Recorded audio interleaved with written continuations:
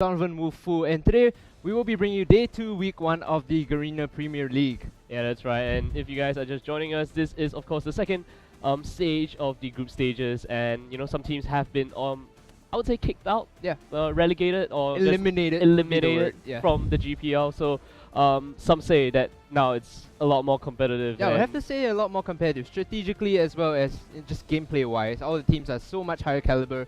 The development strategy as well has really improved. Yeah, and we used to have 4 groups, now we only have 2. So I think both groups, I would say, have some kind of really good caliber teams in them, and I think the competitiveness from each of these groups will kind of show us some really amazing games. This is of course day number 2, week number 1 in the group stage. Number 2, lots of numbers to actually really say. A ton of numbers. Yeah, but anyway, if you're kind of confused about the format a bit, let's just run through it really quickly. So 4 groups earlier in group stage 1. They moved up, the top 2 from each group moved up, and now they have kind of amalgamated into 2 groups of their own, and now they have to fight it out again to prevent themselves from getting eliminated in the second group stage of very the GPL. competitive, 16 teams at first, now 8 teams, looking to go to 4 teams very soon in the next 3 weeks. They will be eliminated, excuse me. So for now, let's take a look at the games yesterday, the results rather. There you go on your screen. Bangkok Titans won the first game, and then APU reversed it around, taking them to a 1-1 draw, both teams taking 1 point, and a rather surprising finish here for Zotac 269, taking 2-0 off Hanoi Fulu. Some may say, the favorites in that matchup. Yeah, that's right. I mean, very interesting games that we saw yesterday. Alpha Ultimate against the Bangkok Titans really kind of showed us that maybe the Bangkok Titans kind of underestimated Alpha Ultimate in game number 1, didn't really show them the full powers, because in game number 2, Bangkok Titans really let everything out right from the get-go. We were talking about this before the stream started about how that Cassiopeia pick was so interesting. And the rankings as of yesterday, Zotac 269 climbing to a very comfortable lead, 3 points ahead of their trailing competitors, Bangkok Titans and APU, only with 1. Hanoi Fulu sadly not going to be too happy about their 0-point result yesterday. Yeah, that's right. And let's quickly run through today's matches. It's going to be the Saigon Jokers going up against Insidious Gaming Legends in games number 1 and number 2. They'll swap sides later on. And in our second match of the day, it's going to be Aces Fate up against the Saigon Fantastic 5 for game number 2. We are in the picks and bans, so let's take a look at it now. Saigon Jokers playing on the blue side, Insidious Gaming Legends playing on the purple side. So interesting. Lee Sin and Callista immediately taken away. I would rather favor the Lee Sin takeaway, but Hallelujah has, been sticking traditionally to the Sejuani a bit more. Jarvan as well as Rek'Sai are available, and not to mention, that Nidalee jungle, which we were talking about before. So we'll see if they pick that up. Morgana taken away by Rapier is the right choice after all, but he still has that pocket Blitz strength, so not too much of an issue here for the Singaporean side. Yeah, that's right. If we take a look at the bans, actually, a very common trend that we are seeing lately, a lot of Lissandra, a lot of Maokai focus in the top lane, jungle focus kind of stymies from the Jarvan as well as the Lee Sin, and then you see a couple AD carry bans randomly, especially people who are proficient in the Callista pick. You don't want to deal with that Kite Queen Callista and the late game. And honestly, the Lissandra and Maokai takeaway from SAJ here is the smart choice, because Nyx Water has such amazing performances on those 2 champions, but not to fret, he has quite a wide champion pool as the top laner he is. Not going to be too threatened by that pickup. LY4 going for that cannon instead of the Rumble. Interestingly, both top laners from both teams do enjoy that Rumble, so pick up the cannon early on, showing their hand very preemptively in Insidious Gaming Legends here. Very interesting cannon pick, I have to say, because usually you won't see anyone contest over that cannon. Makes me wonder if, Insidious Gaming Legends know something that we don't. That does Nyx Water actually have that cannon pocket pick up for grabs, and they don't want to deal with that, thus taking away from them from the get-go. The Graves insta-lock as well from ISG know that, Valkyrie here really loves playing the Graves, a lot of burst damage in the lane, and can really transition quite well to the mid and late game stages. And back to your point, Cannon, as a champion, he's been seeing a bit of resurgence across the regions. It's due to how he's so good at counter-engaging. Once you get your Zhonya's, you hit the immediate power spike where you run into fights. You can even flash in, pop down your Slicing Maelstrom, and just disengage for your team or deal a lot of damage over time. And not just that, Cannon's laning phase is arguably a very simple one. You start Doran's Blade, just bully everyone out of lane. And even if somehow you find a bad lane matchup, which I can't really recall now at the moment, just use your Thundering Shurikens to farm. That's all you need to do. It's pretty strong. And now Safety and Levita hovering over the Jinx Annie for their bot lane here. Well, the Annie is a rather strong flex pick. Could go in the mid lane, top lane, or support, but in this instance, it's a bit hard to predict considering, SAJ, they're a team with a lot of cards up their sleeves. Jinx for Prince here would be the right choice. I want to say how Levita is being played here in this game instead of Carrot. He's rather being fielded over his substitute there. So Levita himself is a assassin specialist, so I'm not gonna say whether that. I'm not gonna think that Annie's gonna go to him. Hey, you know, some say that Tibbers can be quite a ninja in the Yeah, mid lane. could be that rather scary ninja, but without DFG nowadays, you know, not too much of a surprise bear to the face anymore. Alright, the Leona as well as Sejuani lock in here. The Sejuani in the response to the Rek'Sai. We'll talk about that later on, but the Leona, something that we have seen Rapier actually pull out quite a bit. You talked about a Pocket Blitzcrank. Leona is one of the other champions that Rapier is quite comfortable with. And with that Graves in the bot lane, it's going to be a very scary kill lane. I would wager that Rapier picks up that exhaust as well to sort of exert a lot of pressure in the bot lane. And the moment Sejuani comes down for a gank, that should be easily a kill or two. Or if not, just measly summoner spells being blown. Yeah, and if we actually kind of telegraph the Jinx Annie bot lane into the Leona Graves bot lane, it's going to be quite an interesting dynamic, because we know that Jinx is one of those champions that can be easily bullied, but with Annie and her long range, you know that there's some ability for counterplay there and some counter initiation. Yeah, the tricky thing is that the Leona is a direct counter pick to Annie. You normally want to blow up before she even gets her full rotation on. So I think Insidious Gaming Legends here understand the pick and ban phase slightly better than, you know, we're always seeing them going out. They're sort of drafting a AoE composition here. They picked up the Sejuani and they picked up that cannon as well. They could probably finish this up with a Rumble even if they want to and send the cannon to the mid lane. So it's a very flexible composition that they have rounded up for themselves. You're absolutely right. We may see the likes of the Syndra in the mid lane as well. Even the Ahri is still available. Gnar has been let through, as well as the LeBlanc here. So it does seem like it's going to be the Gnar in the top lane for the Saigon Jokers, as well as the LeBlanc in the mid lane. Yeah, so once Assassins again, for Lovita. Lovita picking up his LeBlanc.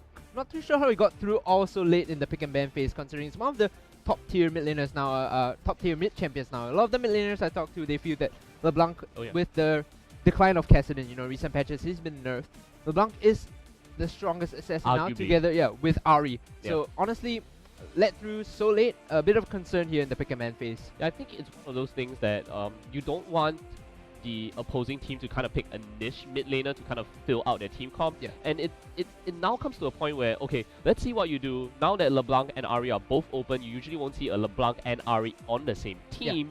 We'll just let you take one and we'll take the other. We are fine playing that matchup. I mean, you say that, but we saw a top lane LeBlanc yesterday, so the GPL teams know how to mix it up, guys. Things can happen, but like I said, if we kind of in a normal world, in a normal world, where the GPL is all normal picks and bans. Actually, since when has that ever happened, man? It's a strange world we live in now, guys. But rounding out that composition, Insidious Gaming Legends with the Ahri, so they do have a quasi-pick teamfight composition, which I really like, very flexible. They could translate into setting up vision denial and just waiting for someone to walk in, or even forcing fights with the Ahri using running forward with the Spirit Rush to charm and follow up with Solar Flare. So yeah, building on to your point as well, very mobile team comp coming in from at least the solo carries as well as the junglers from ISG Legends here. They can kind of skirt around the terrain, get those quasi-picks as you kind of call it. Leona as well, long-range initiation from the Solar Flare and the Zenith Blade. And the advantage that Insidious Gaming Legends does have here is the Jinx is a very immobile AD carry, so if you can get onto her very simply, blow hard, of course, with the collateral damage and all the damage that your team is going to be packing. Guys, we are in a 3-minute delay. However, we do have a very nice video produced for you by the GPL side, on I think the Vietnamese side rather. So in a bit we'll be having that up on your screens for you. That's right, so we'll get into the video for the SAJ blue side coming up right now. And you know, SAJ, there you go. One of the mainstay teams here for the GPL ever since its inception, one of the flagship teams of Saigon. You can see on your screen there Nick's Water, one of the MVPs. His highlight reel. Yeah, his highlight reel play. Escaping from that one, and we talk about how good Nick's Water is with those champions as well. I mean, time and time again, you see those standard picks coming out from Nick's Water here. You see Lissandra, Maokai, and Rumble, safety as well, another really great player from the team. And Nick's Water has just such a huge champion pool, really the MVP of his squad. Yeah, huge champion pool. Picks up the Gnar we saw in the highlight play. Very scary Gnar ultimate. In this game, going to be looking to him to be the point man for his team, rather. The one to create all the action. You see the key player there. Yeah, the key player. Just an insane amount of gold per minute as well as a top laner. Yeah, you're absolutely right. I mean, he makes those roams. He uses the teleport with such bloodlust. Yeah, no kidding, right? Instantly just turns around the game. And his overall stats here, 18 out of 23 dragons. And for some odd reason, I kind of spotted there's 63 out of 61 towers. Yeah. Maybe a few Azir turrets being put in to the mix as well. I mean, the champions are rather Nixwater himself, no stranger to the composition. SAJ themselves, no stranger to the GPL. And with this game, they've drafted something of a toolkit composition, I want to say. You know, you have your hard engage, you have your pick composition, you have your late game hyperscaling Jinx. It's going to be up to them to get to that point at least, to not get snowballed against by IGL, which is something IGL is really good at doing, honestly. Yeah, I mean, if we were to kind of compare Insidious Gaming Legends with a quasi pick comp, something more of a synergetic kind of pick comp, I would say SAJ has those, you know, a few aces up their sleeves as well, or could you say a joker, a wildcard up their sleeves. Yeah, I mean, you know that Gnar is such a strong champion in the Mega Gnar form, and he can be a slippery champion in the lane as well. Yeah. You know that Rek'Sai can just turn up those power plays if Rek'Sai gets snowballing, and you know that LeBlanc, well, we just talked about her. Yeah. One of the strongest assassins now in the meta. With the decline of Kassadin as well, and you know Jinx, that hyper carry. Come late game, she gets excited, she just deals so much critical strike damage off of you, and she just kind of cleans up your team. Yeah, and something that SAJ likes to do, you know, when you transition into the early game, the team as a whole, they like to put down a lot of mid lane vision for Lavida to establish a very safe laning phase, give him the advantage, and against Rune's Ahri, if you can find 1 or 2 solo kills, it's going to be very good for the Vietnamese side here. Yeah, Nixwater himself as well, you know, we talked about how Kennen, one of the greater lane bullies in the game now. Well, guess what? Gnar himself, ranged and melee when he wants to. Yeah. And one of the great AoE teamfight abilities as well. Yeah, that's right. And we talk about the Gnar matchup. This is a different Yordle matchup that we're seeing right now. Ninja Yordle versus Prehistoric Yordle. Yeah, and we will have to see how this is going to play out. We may see a very strong resurgence of Kennen to possibly even deal with a lane bully such as Gnar, and with both of these Yordles being ranged champions, which can actually dive deep into the enemy team. They kind of have a similar kind of playstyle. Use their ult, go in. Well, we'll have to see how Nixwater and LY4, both very respectable players within the GPL itself, in the top lane, face off against each other. So Rapier did pick up the Ignite, so kill lane, the bot lane, definitely a possibility. I'm curious whether SAJ wants to go for the lane swap just to negate that bad laning phase. Of course, Leona does very well against any Jinx. If you can lock up 1 or 2 members, they're going down with the Graves Burst, so a lane swap would definitely be in order here for SAJ. In addition, you get a very good map presence with Rek'Sai. The Tremor Sense will sense out where the enemy jungler is and where the support is roaming at all times, and your team is always going to get extra information from that. Yeah, absolutely right there. I mean, we can kind of hypothesize what's going to happen. So far, it seems like there'll be no lane swaps happening. LY4 and Nixwater kind of just duking it out, both the Yordles here. Just, you know, one throws a shuriken, the other throws a boomerang. Hey. Projectile fight in the top lane here. Hallelujah, making an unfair fight coming out of the bear. The Russian ball needs to just stay up north, at least for now. Let the Yordles be diplomatic about it, you know, sort it out some people do say that the Poro Sejuani skin is the better one. I'm definitely of the opinion. Okay. The Russian Bear Cavalry, not as cute as the Poro skin, Not as cute, but definitely badass. Yeah, badass it is. Alright, so we will see Safety actually start off the jungle in the bottom half of the map. And of course, with Hallelujah revealing himself up in the top side, SAJ technically has a little bit more information. We take a look at the wards as well. Line of wards down the river. A little bit of the deep ward there coming out from IG Legends. That will also tell them that, hey, Safety's not in their blue side jungle. He's probably starting red. So interesting here. Safety did start on his red buff, which is something very different compared to what junglers normally do now. You go the Gromp or the Krugs. Instead, going old school, Season 3, Season 4, starting on the buff straight away. This is because Rek'Sai has such good sustain in the jungle with the heal coming out from his Fury charges, as well as, you know, just taking the Scuttle Crab. You get extra Fury. It's totally fine to go buff to buff and still be rather healthy at the end of the day and go straight away for early ganks, which is something SAJ could cheese out. Yes, definitely. I mean, Rek'Sai is one of those, ooh, double stun coming out from Valkyrie and Rapier. Look at the amount of damage here. We say that, you know, Leona's pretty good counter pick, but hey, the power of the level 1 Annie right off the get-go here, and look at those AoE damage coming out. Rapier taking way too much there. And the good thing here is they're going to hit level 2 first with the wave pushing up. So they get the early advantage. Even if IGL wants to jump on them, they can't necessarily do it when they're at half health, because that exposes themselves to a kill potential here. Yeah, that's right. The counter initiate from Annie, as well as all that minion damage coming out. No way will they actually go in on this. They hit level 2 right now. Wait for the minion wave to reset itself, and you see Valkyrie again taking so much damage.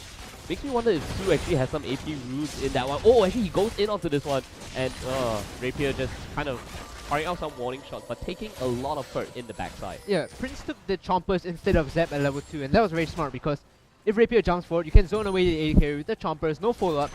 1v2, well, the one person alone in the form of Leona's going to go down. Mid lane though, Rune will get first blood here. He will get killed actually, not get the first blood. Lovita's the one to pick that one up.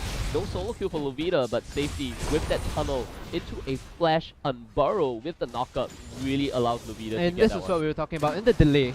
The laning phase, SAJ always wants to get Lovita ahead in the laning phase so he can start his roams early on and be that one-point man for the team to start doing damage and skill before the rest of the enemy does.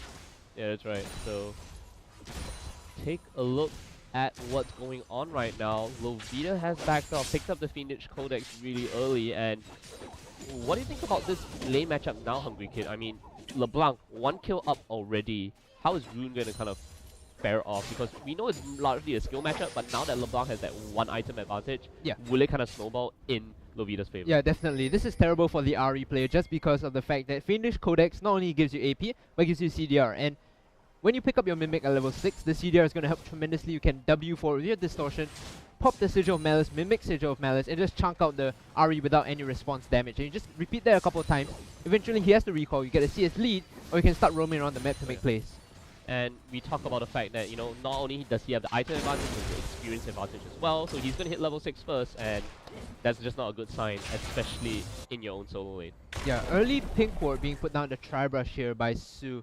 You recall early, picked up the boots and the pink ward, so definitely wants to get safety, some access into this bot lane here, which is fine considering the moment Leona, Rapier rather, all-ins the bot lane, there's no way to get out. Yeah. And it's very simple for safety to just come in Unburrow and pick up the kill with the stun that Su will possess on Annie. Yeah, the amount of crowd control that Saigon Jokers have in the bot lane here, in between Su, Pink, and safety, appearing will allow for some easy counter initiation if Rapier is actually on the target. Yeah, this is a very smart dragon here. They saw the recall coming in from Graves and Leona. They realized that they have a small window, about 40 seconds before they come back to lane. And they can just very simply 3 or 4 man this. Considering Rek'Sai early on has so much damage. IGL is coming in though. Will they contest for some kills here? Let's see. Hallelujah. Oh, Prince has to burn his flash, but hey, consolation prize for ISG Legends. They eat away 1 flash, but Saigon Jokers gets the 5-minute dragon. Yeah, you point out the flash being used there, which is very good considering Jinx herself very immobile. So they could set up a gank for Sejuani when she comes down without a flash. You could very easily bypass the Flame Chompers, knock her up, and layer on all that crowd control. Yeah, but I think, you know, Prince can easily play very safely in lane as well. And safety, as you can see here, off to the side, just making sure that there are no all-in attempts on a flashless AD carry. Yeah. Bit of a lull in the game now, just junglers going from camp to camp. Want to get up that early experience advantage. Straight away the assist for safety, translating over to the item advantage here, double long sword being picked up. So if he shows up to a duel with Hallelujah counter ganking, this Rek'Sai is going to have an immediate advantage over his counterpart. Yeah, and in the break, I actually wanted to bring up the Rek'Sai Sejuani matchup as well. And even though both champions actually have the potential to actually go for those early lane ganks, Rek'Sai has a lot more mobility than what Sejuani can actually pull out, and it's going to be very difficult for Hallelujah to match the aggression. As you can see, Safety is playing so aggressively right now. And Safety going and hits the charm onto Rune now. Safety does get the first kill of the game, or rather first kill for himself this game. Levita as well has picked up the 1 from early on, and this is once again just pressuring this RE lane so hard. When the chains connect, she either has to use Spirit Rush or Flash to get away. If she doesn't have any of those available, it's a simple kill for the RE alone, or rather the LeBlanc alone. And now if the Rek'Sai join in, well, you're dead, man. You're definitely dead. And we've talked about it earlier. Lovita, item advantage, level advantage, gets the kill, this time with the help of safety. And that was my point earlier. So much more aggression coming out from the Rek'Sai player. There's no way that the Sejuani player can match up if the Rek'Sai decides to play hyper-aggressive. Yeah, hyper-aggressive indeed now. Look at the mid lane vision just being put up. The net of vision rather for Levita in the mid lane. So he knows he's safe. He can play very aggressively. You can see he's just zoning Rune away from the CS, and this is what you need to do. Just moving forward, building that CS lead, and translating that into a mid-game strength that your team can make use of. I want to point out that the tunnels on the map by safety are all along the bot side, so he knows that should be his area of focus. The moment IGL goes very aggressive, well, just Void Rush over there and counter gank. Yeah, Rune just returned back into the lane, has to pop the health potion, already down to less than half the HP. Su here nearly getting taken down, heal being popped right now. Valkyrie will need to run away with half HP as well. Prince here completely untouched, and now we have safety off in the wings. Will actually spot out this pink port here, clears it out. Again, a thorough chain is going to hit, and he's just going to distortion away from that one. Yeah, Valkyrie is at level 6 in the bot lane here, so it'll be very troublesome for Su to engage, hence the hesitation from SAJ here. If he decides to flash in and stun, well, he can get blown up immediately by Rapier and Valkyrie, so deciding better against that, SAJ backs off. Chooses to do that Scuttle Crab. Yeah, that's right. And I need to talk about the bot lane engagement a little bit here as well. Rapier actually was the one that opened fire first and forces Prince as well as to use their summoner spells, or at least Prince to use his summoner spells in the form of that heal here. So, you know, Valkyrie and Rapier didn't have such a easy beginning in the lane. Got bullied out really early, but they're still trying to assert authority as that burst combination of Leona and Graves. Yeah, this is definitely working out for them very well, getting that CS lead. The lane dominance, as you mentioned, translating into real statistical number advantages here. In the top lane, you know, kind of expected auto attack farm fest by both the Yordos here. The Yordos are generally quite peaceful. They are peaceful, except when you put one in a giant robotic suit, then he decides to spit fire out at everyone. But here, Nixwater taking the CS lead by just a bit, not too much. Not too much indeed. I mean, hitting that needlessly large power spike is going to be very important. LY4 that much closer to Zhonya's hourglass as well. And well, LY4 has always been that one consistent player for IGL, irregardless of situations in the team. He always looks to be relevant in the game and coming in the mid game very strong, helping his team, be it on the Rumble or on the Cannon or even on the Maokai or Lissandra here. See, again, a little bit of a downtime on the map here, and if you take a look 10 minutes into the game, Dragon's going to respawn in 1.5 minutes time. The items here definitely in the mid lane, clear advantage to Lovita. Very sad day for Rune, 0, 2, and 0. He needs to find some way to actually make those roams and be effective elsewhere on the map. The issue here is the mobility that Ari gets is from her ultimate, whereas Distortion alone allows LeBlanc to be very mobile to get along across these maps, and you can see here, just he pops his ultimate for free, and that's something you don't want to do in the mid lane matchup. I mean, Rune here just not having a good time at all. That's why he really needs to try to make some plays elsewhere on the map. He can't beat Lovita in a head-on fight, and we talked about it, Rek'Sai against Sejuani. If Sejuani ever becomes too aggressive, Rek'Sai is going to come with the counter initiation. It's on Hallelujah to actually figure out when safety is going to come to the mid lane, or when Lovita is going to aggress, pop that ultimate, try to go for the counter initiate, but it's easier said than done. Yeah, definitely easier said than done here. Hallelujah goes for the supportive build, gets the side stone. If he looks to engage, doesn't find it. Rapier on the backline, providing some support to the jungler. A little bit of a vision war there. Rapier tries to run on in, maybe looking for the Zenith play here. Hallelujah still trying to clear out some tunnels now. Prince as well as Valkyrie will be left alone in the bottom lane. Valkyrie actually freezing this wave here, trying to extend his CS lead right now. Yeah, this is the smart thing to do. This is the smart thing to do, considering you've hit your power spike of 80 items. BF and pickaxe is normally the threshold for the laning phase. You have a very strong kill pressure against your counterpart, and this is where Valkyrie can take advantage of that. If he lands a good buckshot, he can follow it up with the collateral damage. There we go. This is going to be that harass that we will see from Valkyrie if Prince gets too near. Yeah. And Valkyrie here needs to play safe though, because the lane is going to reset. It's going to start pushing against his will, I would say. Ooh, Lovita actually takes quite a big chunk of damage from the charm as well as the all of deception there. Nixwater actually made his way down. He used his teleport as well. Yeah, so they want to take this dragon away from IGL, but LY4 slowly, or rather, shoving up the lane rather quickly here. Does has his teleport available. So you got teleport advantage on LY4 side. The teleport advantage definitely in favor of IGL here. Safety going very aggressive onto Hallelujah, doesn't find anything. But the issue here is that if LY4 teleports in the fight, he just needs to press R, and he's there for the help. Whereas Nixwater has to charge up his range. Oh wow, they're actually going in onto this one. Let's see the teleport come in from LY4 as well. Prince here getting taken out. Relu Vengeful Maelstrom coming on in as well. Slicing Maelstrom. Vengeful Maelstrom is Maokai's ultimate, of course. And now the Dragon control might be going over to IG Legends here. Safety is way too low to contest this one. Lovita might try to get an assassination here, but no.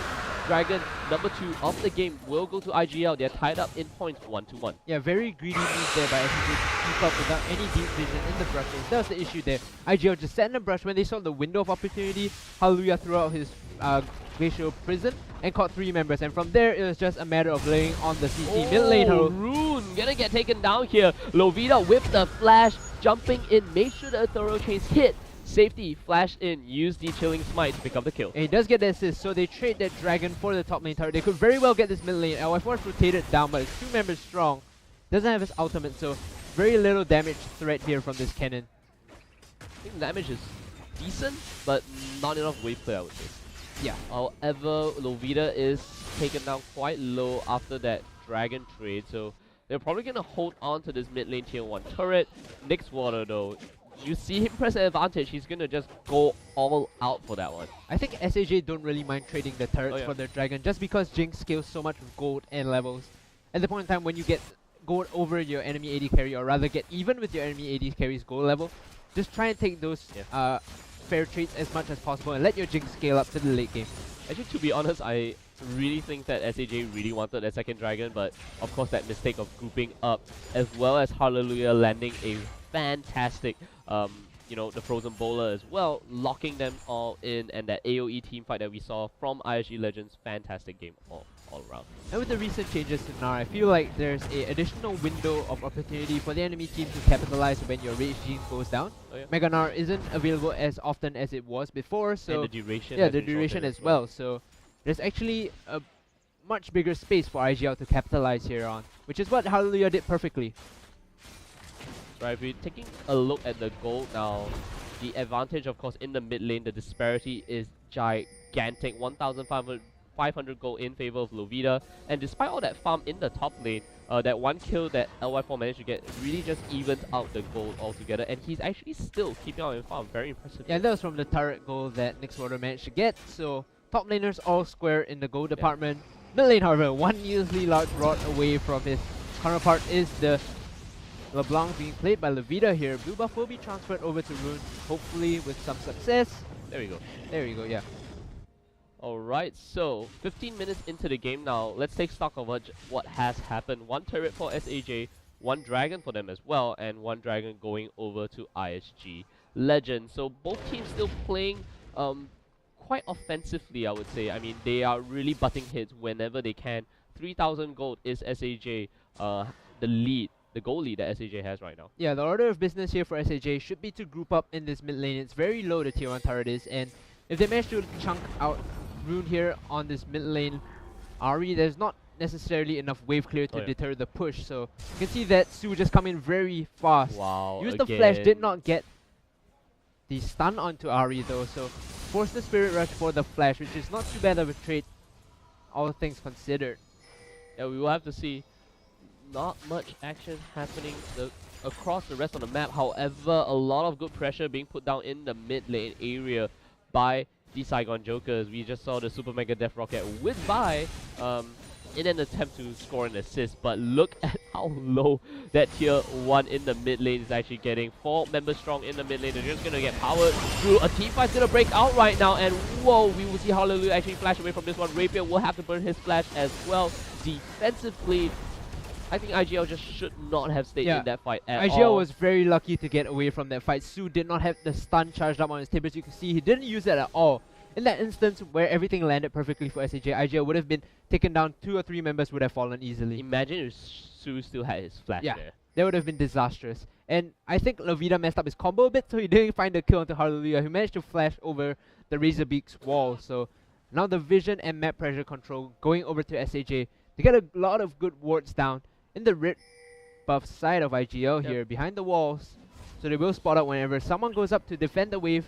And if they do, 1,030,000 on Dragons, that could signal an open opportunity for them to take it without any restraint. Yeah, and if we talk about wave clear on the side of ISG Legends, the moment Rune gets chunked out, we actually force Valkyrie to actually rotate, and even he doesn't have a super safe form of wave clear.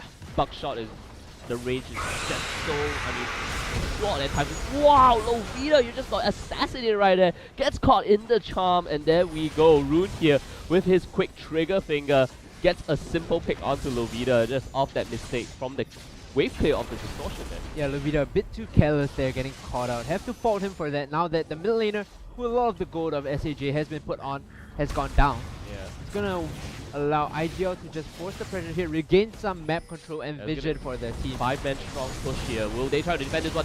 Hibbers goes down. Su will be the first one to get eliminated. Nick's Water in that slicing maelstrom. Tries to run away from this one. Gets the stun hit onto his safety. Now needs to get away from this. 5-man still there, and we will see the Super Mega Death Rocket whiz by to no avail at all. The 5-man here takes down the turret in exchange for the bottom lane. Prince with that constant farming here goes on in with that tier 1 in the bottom lane as well. However, 2 kills go over to IG Legend. Yeah, well, 3 if you think about it, because Levita went down before that down siege. well. So right. turret for turret, but 3 kills going over to IGL, giving them some sorely needed gold. Very sloppy play from both teams here, honestly. You shouldn't be defending that when a mainstay of your team has gone down. Yeah, and on some important members as well. Ari gets a kill, Cannon gets a kill, and so does Graves. Yeah, and those are people of IGL, or rather members of IGL you want gold to be on, because those are the guys who are going to be dealing damage in fights. It's okay if Rapier, you know, falls down after he gets a full combination off. It's fine if Hallelujah falls down after he uses his Glacial Prism, but you don't want Graves to be underfed. You don't want Ari to lack core items. Yeah, SAJ though will be completing Dragon as we watch them kind of farm away at their own jungle. However, you know, IG Legends here just kind of playing the safe game. They did not have vision on the Dragon Pit area. Saigon Jokers were the ones that managed to take that one away. Very good discipline there by the Singaporean side, knowing they didn't have enough vision, so they backed off. Safety could be looking for some trouble here. Rapier sitting in the brush over there. They have vision of this, so Safety going very deep onto the Leona. They do land a zap. Oh, they will land the zap here, and then we see the knockup, and Rapier will need to skirt around from this one. Actually misses the Xenoblade as well. Zu take it down really low there. Valkyrie, what are you doing? Gets a double actually off that one. And hey, I mean, he goes in, knows how much damage he can actually put out there. I actually doubted him for a moment, but they do trade 2 for 2 in that exchange. Yeah, I have to say definitely a misplay by Su there.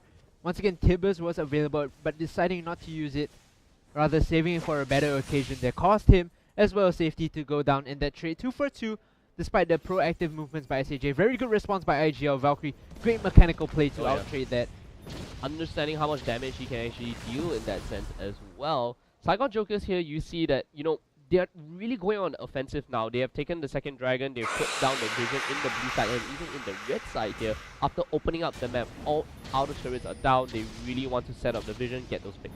Yeah, and the picks are what is important for IGL here, because if you manage to take down Levita like we saw just now, a main component of the fight is going to take down Prince, rather eliminate Prince from the fight. Well, you've got yourself a free objective without contest, so IGL will be looking to form those picks, and they need the vision denial. Oh, easily. Levita actually gets spotted out by a scrying orb. Probably walk past a ward there as well. So yeah, there was a ward there behind the red buff. So Hallelujah picking up the Razor Beaks, LY4, just kind of sauntering on alone. I mean, IGL look a little bit lost. Ooh, Su here will get picked off. Oh, will Rune be the one that gets picked off instead though? Rune, there we go. Prince actually getting that auto tag down, puts himself in a very precarious position. He's gonna get away from this one.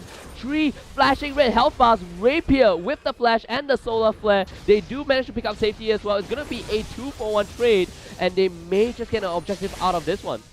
Nick's Water is still in the top lane pushing though. Hallelujah wants to go up there to challenge this, but 3 members strong in the mid lane.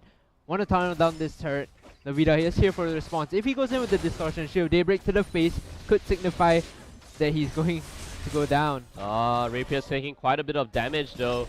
And we see in the top lane, Nick's Water going up against Hallelujah, gets the hyper, will be chasing on, throws out the boomerangs. Hallelujah, what are you doing?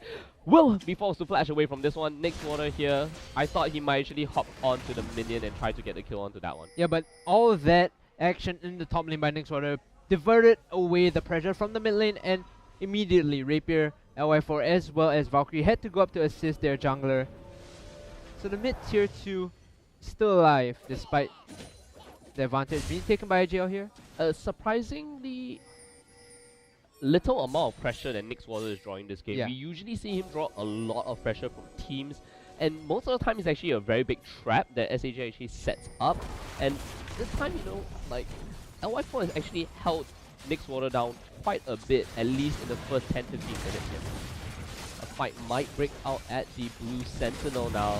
Blue Buff is going to reset a little bit. Who gets the pickup here? Does not go over to Rune there. Instead, it will be taken by Prince, which is good considering Fishbone's Pow Pow and Zap on a lower cooldown.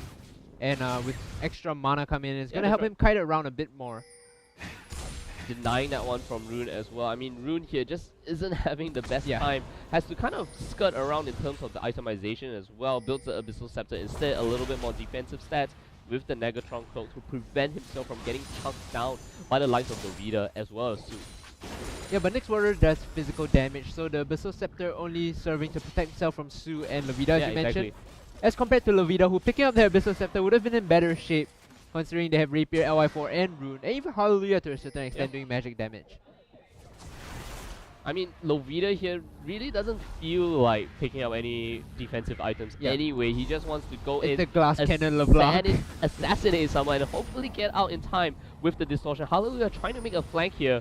The Russian Bear coming on in, divergent tactic coming out from the side of IGL, and there we go. We will see actually LY4 pick up the turret, uses the lightning rush to get away from that last boomerang thing. Yeah, take a look at the map. The vision here of SAJ not being focused on by the blue side. They're gonna get ganked here by IGL. 3 members strong with the Banshees, might look to escape. Ooh, flashes away.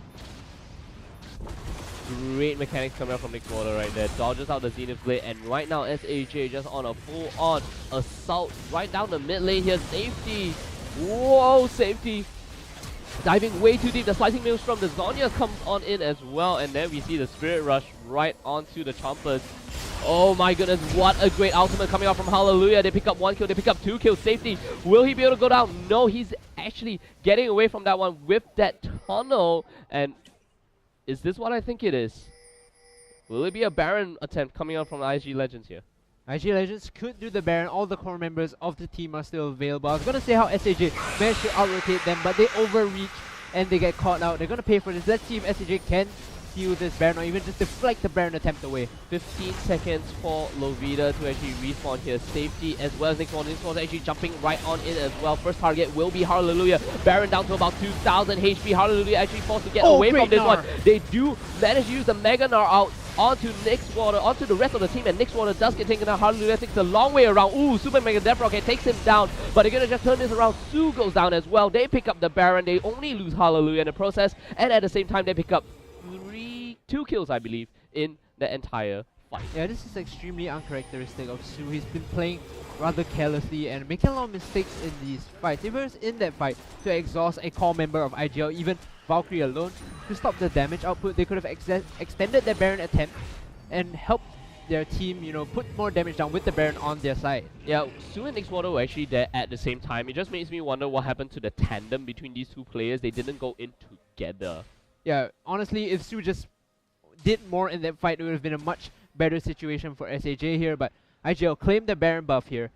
They are in the driver's seat, 3,000 gold ahead. 1 turret behind the Vietnamese team though. But with the gold lead, gonna be very happy with that.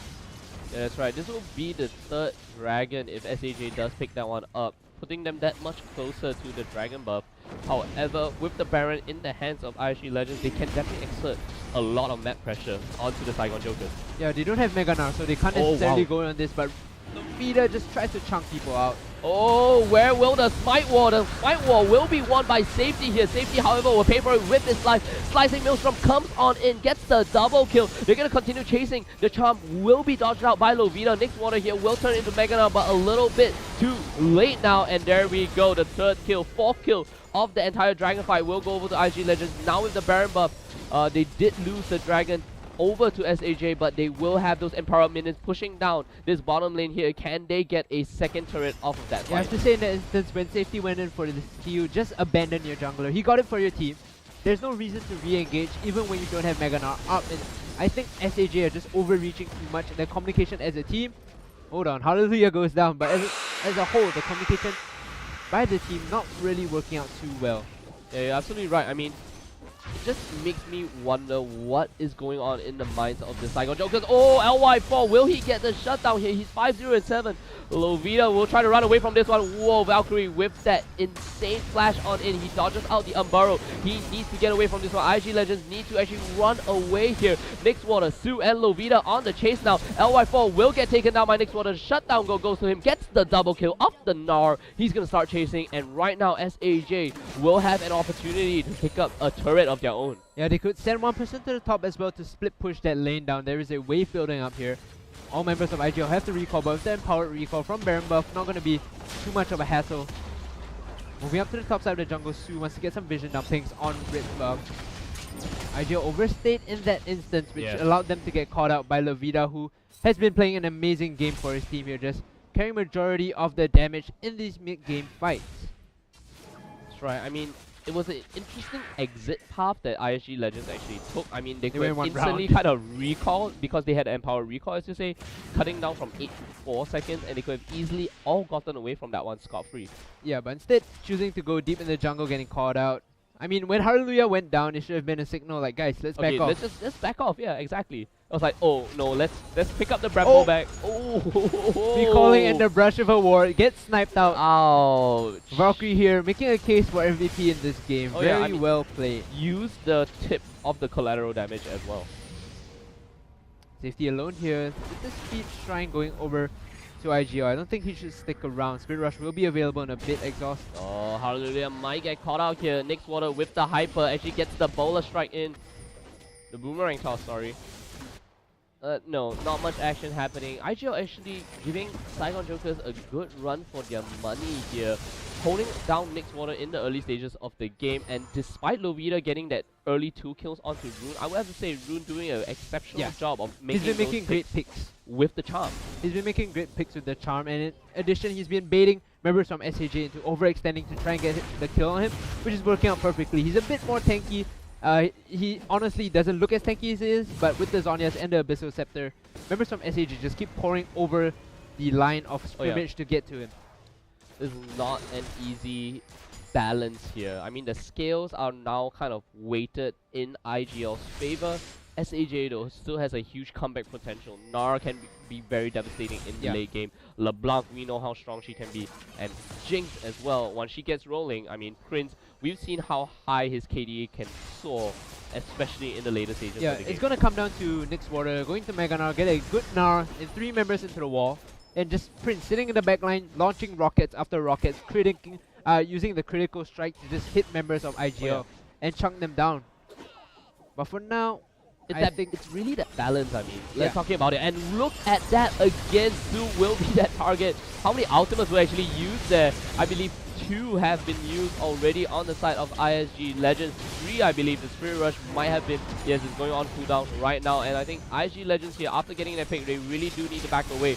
They might be a little bit greedy, try to get onto Nixwater here. Hallelujah will be taking quite a bit of damage. And there we go, Super Mega Death Rocket. And there we see the Void Rush used to try to travel back onto that one. The Slicing Maelstrom coming around here. Prince sorely overextended now without the Mega Gnar. Nixwater needs to get away from this one. Lovita will be able to distortion over, though actually uses the base gate here. IGL right now, 5 members strong, will be able to take this one down. Oh, Lovita gonna try to get the assassination. They are a little bit wiser to that one, and they will pick up the inhibitor turret in the mid lane as well as the inhibitor. Yeah, at the end of the day, what lost it for SAJ in that fight was Prince tunneling onto re-engaging for his team. He saw the Rek'Sai, he thought, if I can land a slow, the rest of the team is going to collapse with me. But LY4 had his flash, had his Slicing Maelstrom, decided to turn on SAJ, and that was what won them the fight and got them the inhibitor. From LY4, he's 7-1 and 8, and hey Prince, you're not excited yet? A little bit too premature to get excited. Yeah, definitely prematurely excited in that instance. Man. 3-5-1, not the best game for Prince here. I have to say, LY4, instant reaction. I was so shocked to see LY4 come on in like that. But hey, he recognized that Prince was in a horrendous position, turned the entire fight around. Great reflexes. I have to give credit to IGL here in this game. The communication definitely looking better than SAJ on a whole. The re-engaging and disengaging, just navigating these fights, looking so good for the Singaporean side, whereas SAJ seem very disjointed. Yes, their map movements has been good, yes, their warding has been excellent, but when it comes to engaging, you know, Su and Nixwater not very on the same page when it comes to coordinating these fights. Yeah, IGL seems like a very bloodthirsty team to me in this game. I mean, we saw the fact that, you know, oh, again, safety might get caught out here. And like I said, we saw in the mid lane earlier, SAJ might have out-rotated IGL, but IGL instantly kind of just responded to that one and picked up a few kills out from that one. And that has really just been the story of the entire game. Yeah. IGL setting up the Baron bait here. There's no vision for SAJ, not at all. Yeah, Hallelujah does get spotted out. Hallelujah is in, so that one ward being the MVP, saving SAJ's height. Mega Gnar. Nixwater won't be all too happy about this. Is he gonna jump on in? And there we go! Great Gnar out coming out from Nixwater. Gets the Unburrow as well, and we will see the first one to go down. It is going to be 2 members from the side of SAJ here. IGL, oh, really close there with the Frozen Bowler coming out from Hallelujah, and this is definitely going to be a free Baron buff going over to Insidious Gaming Legends. Yeah, hopefully we can get a replay of that, but in that instance, it was a great engage from SAJ, no doubt. Nixwater and Safety were on the same page. They caught priority members of IGL, but if you looked at the minimap, Prince as well as Lovita were nowhere close to that fight, and in fact, it was just a 3v5. Okay, Lovita has the power to assassinate multiple members of the team there. This is not going to be easy at all for IGL to actually pick up the Baron. So wisely, they back off from this one, and they know that they have the advantage. They don't want to lose it over such a trivial matter such as Baron there. Yeah, but Dragon, however, without contest, very simple to pick up, and they're giving a lot of respect to the LeBlanc here by Lovita, which is smart, considering he has finished up his 3 core items, Death Cap, Nomicon, and Void Staff. Any member of IGL caught wandering is going to go down immediately. Yeah, I really like how ISG Legends here, they do not just kind of forget about these global objectives. Yeah. They know that SAJ can be on the cusp of having that 4th dragon. They take that one away from themselves, put them at 2 dragons. Oh, wow, Hallelujah will try to pick onto Lovita. Does he have anyone to actually back him up though? However, is behind, the Void Rush is being used. This is so scary. I mean, the distortion will be enough for Lovita to actually get away from this one though. Yeah, 3-second cooldown, or rather 4-second cooldown at max level with the amount of CDR he has. 20+% right now. IGL once again setting up for this Baron buff. Nixwater is in the bot lane, charging up Mega Gnar. Has the teleport available to him though. Yeah, this is really good for IG Legends as well. They want to fight in those corridors. SAJ wants to fight in those corridors as well, but hey, I think the AoE team comp coming from IGL really strong. Nixwater has Mega Gnar. They want to go in on this Baron buff. It's at a quarter HP. SAJ ready to pull the trigger. Yeah, there we go. The Slicing Maelstrom and the Zhonya's Hourglass being used. Actually, LY4 unable to use the Zhonya's right here. Valkyrie off to the side. Great Mega Gnar out. Nixwater still surviving that one. A lot of flashes being used right there. They're going to chase this one in. IGL, are you going to manage to turn this around? It's going to be the double kill for Prince. He's going to start chasing. Gets excited. The Barrow. Lovita jumping on in. Gets the Sigil of Malice. Will he be able to finish off Hallelujah? Gonna back away from this one. And Hallelujah managing to survive for another day with the flash here. Lovita will have his Mimic up very shortly. Arctic Assault being chased here. This is chasing down the Russian ball. Lovita gets the kill though, and he actually uses his ult there to try to stop Lovita. Yeah, Hallelujah tried to use the ult to get away. By the end of the day, SAJ collapsed onto this Baron. Prince is at full health with the Bloodthirster. Doesn't even need the Last Whisper at this point. IGL doesn't have any armor. Juggling the aggro will be a simple matter. The Vietnamese side gets this Baron after a hard fight, you have to say. Yeah, 36 minutes in, finally getting that Baron, and I feel that, you know, taking a little bit too much Baron damage, and we saw that IG are actually backing away in 2 groups as well, and they weren't able to kind of just turn things around and just throw down. LY4 there goes in the Slicing Maelstrom, but no one else actually really followed up on his attempts. And honestly, that was it. The tables were turned at that point in time. IGL were the ones to falter in terms of communication. SAJ all on the same page, knowing we wait for Mega Gnar to go up, use that Gnar ultimate, knock members of IGL onto the wall, and then just start fighting, going at them hard. SAJ now have equalized the power differences by quite a bit, 3,000 gold behind, and with a tower behind as well, they'll be looking to fight back in this game. Yeah, Mega Gnar right here, Mega Minions or Empowered Minions now coming on in. IGL here will need to kind of prevent this push. We actually do see Safety off to the side, split pushing in the bottom lane. Yeah, that's fine though. He has good coverage of tunnels in his own side of the map, which Void is going to Rush allow is him to not Void Rush. available though.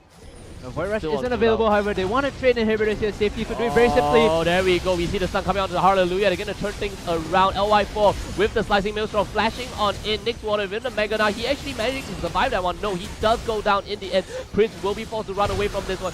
Super Mega Death Rocket, not enough to actually fix this one. SAJ are They're winning. Start chasing onto this one. The Zonya is being used right here.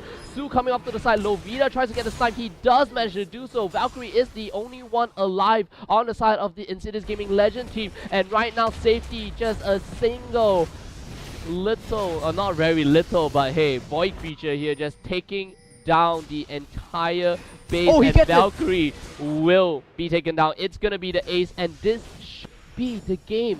Coming out from SAJ, the death timers are way too long. 15 more seconds for both Hallelujah and Rapier here. And there you go, Safety. Not even having to defend their base here. IGL actually losing a 4v5 and allowing Safety to single-handedly just saunter up the bottom lane, taking down the Nexus. Yeah, when push came to shove, SAJ were the ones to come out ahead in that point in time. The fight was great by them, 4v5. Prince in the backline was completely untouched. And with Nixwater just soaking all that damage, it was simple for them to clean up Safety, melt the match there, finishing the game for his team. Yeah, it does seem like IGL constantly hit onto the same beats. They open up with LY4 or Hallelujah. And you know, SAJ kind of started to kind of sniff them out, figure out how IGL actually play this team composition, back off, allow them to expend their ultimates before going on in. Yeah, taking a look at the replay here, it was a rather poor ultimate from Nixwater that didn't really catch onto priority members, but it was Lovita that managed to cut in and out of fights, finding the assassinations that he needed that allowed Prince to deal with majority of the damage from the backline. Take a look at the scoreboard as well, just majority of the gold going over to Prince. Yeah, and if you actually take a look at the stats itself without figuring out who won, you would think that the Reds actually won this one. You have LY4 9, 3, and 10, Valkyrie 8, 2, and 8 as well, but hey, it just really shows one mistake in a team fight can really turn the entire game around.